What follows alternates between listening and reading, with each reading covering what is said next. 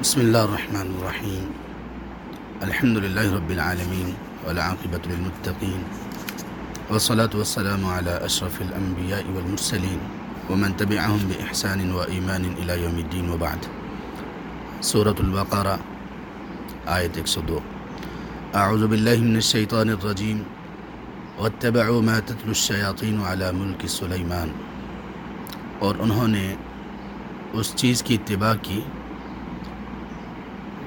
جسے شیاطین سلیمان علیہ السلام کے دور حکومت میں پڑھا کرتے تھے۔ وما کفر سلیمان، اور سلیمان علیہ السلام نے کفر نہیں کیا، ولکن الشیاطین کفروا، لیکن شیاطین نے کفر کیا۔ یعلمون الناس السحر، اور ان کا کفر یہ تھا کہ وہ لوگوں کو جادو سکھاتے تھے۔ وما انزل علی الملکین ببابل ہاروت و ماروت، اور وہ اس چیز کے پیچھے لگ گئے۔ یہاں پر وما اس کا تعلق واتبعوا سے ہے، جیسے ہے واتبعوا ما تتلو الشیاطین، اسی طرح واتبعوا ما انزل علی الملکین۔ تو انہوں نے اسی طرح پیروی کی، اتباع کی اس چیز کی جو نازل کی گئی علی الملکین، دو فرشتوں پر، ببابل ہاروت و ماروت، بابل شہر میں ہاروت اور ماروت نامی دو فرشتوں پر۔ وما يعلمان من احد حتى يقولا انما نحن فتنة فلا تكفر، وہ دونوں کسی کو بھی وہ علم نہیں سکھاتے تھے یہاں تک کہ وہ دونوں فرشتے یہ کہتے بلا شبہ ہم آزمائش کے لیے ہیں، فلا تکفر، سو آپ کفر مت کیجیے۔ فیتعلمون منہما ما یفرقون به بین المرء وزوجہ، سو ان دونوں سے وہ لوگ اس علم کو سیکھتے تھے جس کے ذریعے سے وہ آدمی اور اس کی بیوی کے درمیان جدائی ڈال دیتے تھے۔ وما هم بضارین به من احد الا باذن اللہ، اور وہ اس کی وجہ سے، اس علم کی وجہ سے کسی کو بھی نقصان پہنچانے والے نہیں تھے سوائے اللہ کے اذن کے۔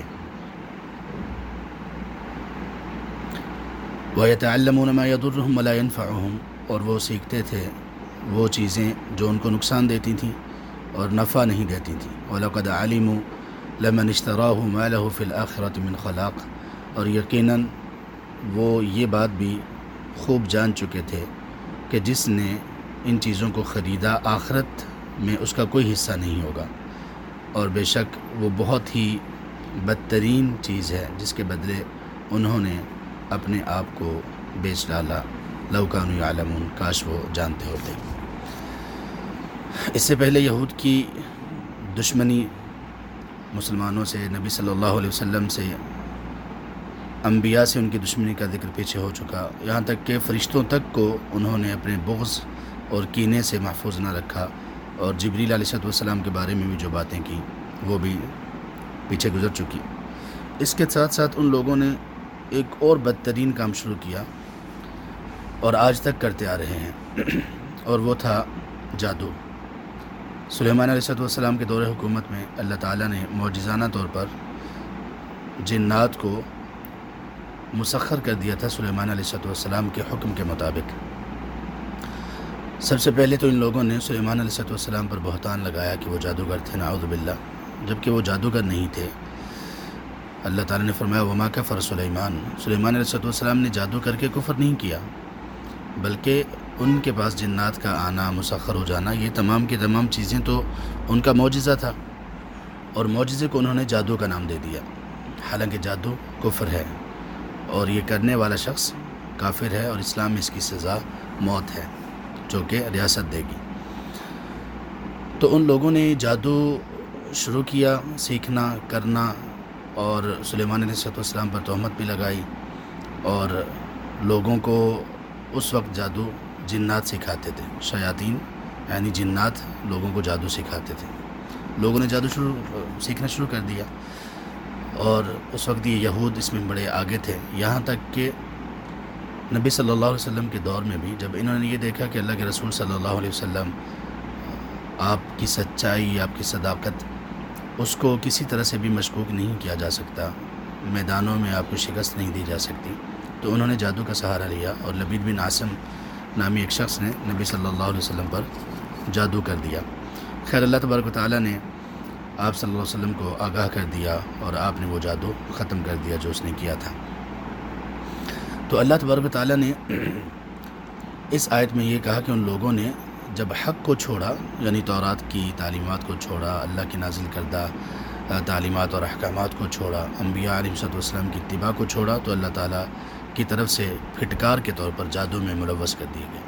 اور یاد رکھیے کہ ہمیشہ ایسا ہی ہے، جو شخص اللہ اور اس کی رسول کی راہ کو چھوڑے گا تو اللہ کسی اور طرف پھٹکار کے طور پر اس کو انوالو کر دیں گے۔ اگر آج ہم اپنا وقت قرآن اور حدیث اسلامی تعلیمات سیکھنے میں نہیں لگائیں گے تو اللہ ہمیں ایسی چیزوں کے سیکھنے میں مصروف کر دیں گے جن کا دنیا اور آخرت میں کوئی فائدہ نہیں ہوگا، یا کم از کم آخرت میں کوئی فائدہ نہیں ہوگا۔ اسی طرح جو بندہ حلال میں اپنے آپ کو انوالو نہیں کرتا وہ حرام میں انوالو ہو جاتا ہے۔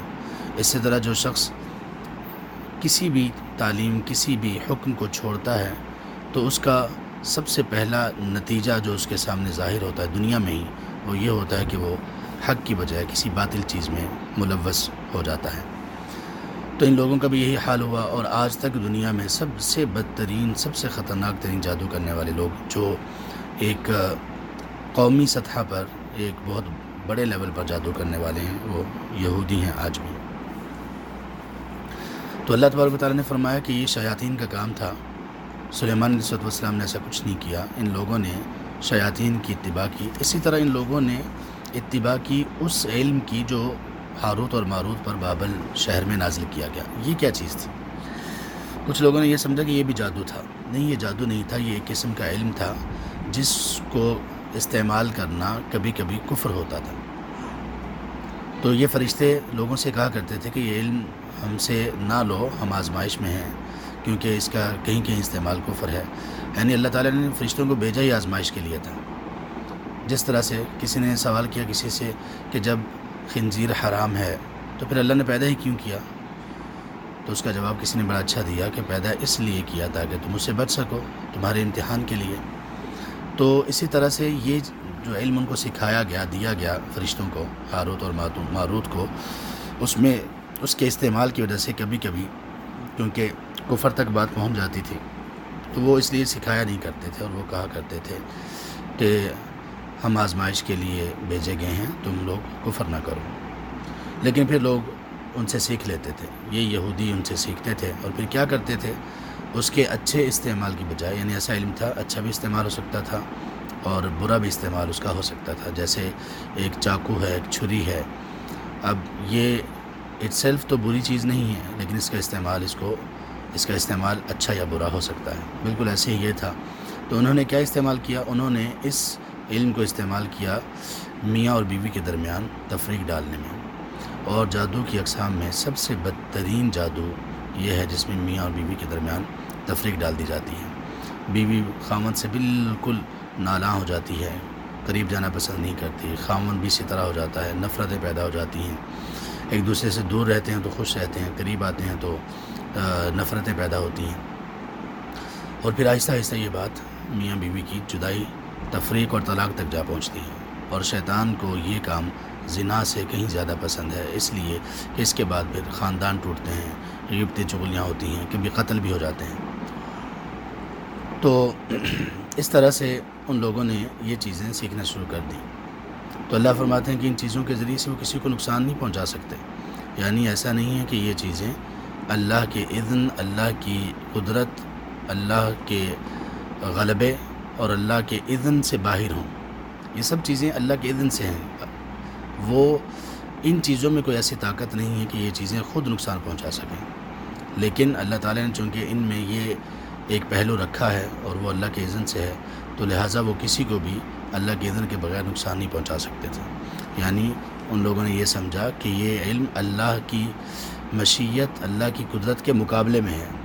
نہیں، اللہ کی قدرت اور مشیت کے مقابلے میں نہیں، بلکہ اللہ کی مشیت، قدرت کے تحت ہے یہ، اور یہ چونکہ آزمائش تھا اس لیے اللہ تعالیٰ نے اس کو کرنے کے لیے اللہ کے اذن کے تحت یہ آ گیا۔ جیسے دنیا میں جتنی بھی شر ہے وہ اللہ کو پسند نہیں ہے، لیکن اللہ کے اذن سے ہے، اس لیے تاکہ انسان کی آزمائش ہو سکے۔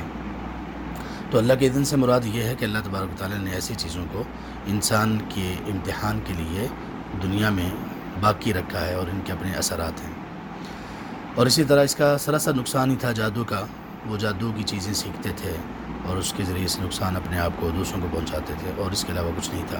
اور پھر اللہ نے یہ فرمایا کہ ان لوگوں نے یہ بات اچھی طرح سے جان لی تھی کہ جو ان چیزوں کو خریدے گا، یعنی جو جادو سیکھے گا یا وہ دوسرا علم نقصان کرنے کے لیے جو سیکھے گا، اس کو آخرت میں کچھ نہیں ملے گا، یعنی اس کی آخرت برباد ہو جائے گی، ختم ہو جائے گی۔ اس سے بھی یہ پتہ چلتا ہے کہ جادوگر وہ کفر کرتا ہے، کیونکہ کافر ہیں جن کو آخرت میں کوئی حصہ نہیں ملے گا۔ اور انہوں نے اپنے آپ کو جس چیز کے بدلے میں بیچ ڈالا، بیچ ڈالنے کا مطلب یہ ہے کہ اپنے آپ کو انہی چیزوں میں لگا دیا، فنا کر دیا اپنے آپ کو انہی چیزوں میں، اتنا آگے بڑھنے کی کوشش کی، یعنی اتنا اگر وہ اللہ کی اطاعت و فرما برداری میں آگے بڑھتے تو وہ کتنے اللہ کے مقرب بن جاتے، لیکن ان لوگوں نے اپنے آپ کو بیچ ڈالا۔ مراد اس سے یہ ہوتی ہے کہ کسی کام میں بہت زیادہ انوالو ہو جانا۔ تو اللہ فرماتے ہیں کہ کاش وہ جان لیتے، یعنی تھوڑا سا سمجھ لیتے، جاننے کی کوشش کرتے کہ یہ کتنی بڑی چیزیں ہیں، کتنی خطرناک چیزیں ہیں، ان میں کتنا بڑا گناہ ہے اور کتنا بھیانک اس کا انجام ہے۔ لیکن ان لوگوں نے اس چیز کی پرواہ نہیں کی اور اللہ تبارک و تعالیٰ کی نافرمانی پر کمر بستہ رہے۔ تو ہمیں یہ چاہیے کہ ہم اللہ تبارک و تعالیٰ کی نازل کردہ تعلیمات اس کو کبھی مت چھوڑیں۔ جیسے ہی اللہ کی تعلیمات کا دامن چھوڑیں گے تو پھر اللہ کسی اور چیز میں ہمیں لگا دیں گے۔ سبحان اللہ، دیکھیے لوگ نماز کو چھوڑتے ہیں، اللہ تبارک و تعالیٰ پھر ان کے ہاتھوں کو ایسا مصروف کر دیتے ہیں، ان کی مشغولیات ایسی بن جاتی ہیں کہ کبھی کبھی وہ چاہت کے باوجود بھی نماز نہیں پڑھ سکتے، اس لیے کہ پہلے انہوں نے خود اپنی چوائس سے اس کو چھوڑا۔ اسی طرح بے شمار چیزیں ایسی ہیں، انسان اللہ کی پسندیدہ چیزوں پر اللہ کی ناپسندیدہ چیزوں کو ترجیح دیتا ہے، تو پھر وہ ناپسندیدہ چیزیں خود انسان کو بھی ناپسند کبھی ہوتی ہیں، لیکن پھر ان سے جان چھڑانا مشکل ہو جاتا ہے۔ لہٰذا کبھی بھی اللہ کی نازل کردہ تعلیمات پر کسی چیز کو فوقیت اور ترجیح نہیں دینی چاہیے، ورنہ انسان کے لیے خسارے کے علاوہ کچھ بھی باقی نہیں رہے گا۔ اللہ تعالیٰ ہمیں ان تمام چیزوں سے محفوظ رکھیں اور اللہ تبارک و تعالیٰ ہمیں حق اور سچ پر استقامت نصیب کریں اور اللہ کی نازل کردہ تعلیمات کو سیکھنے، سمجھنے اور عمل کی توفیق دیں۔ آمین یا رب العالمین۔ سبحانک اللہم و بحمدک، اشہد ان لا الہ الا انت، استغفرک و اتوب الیک۔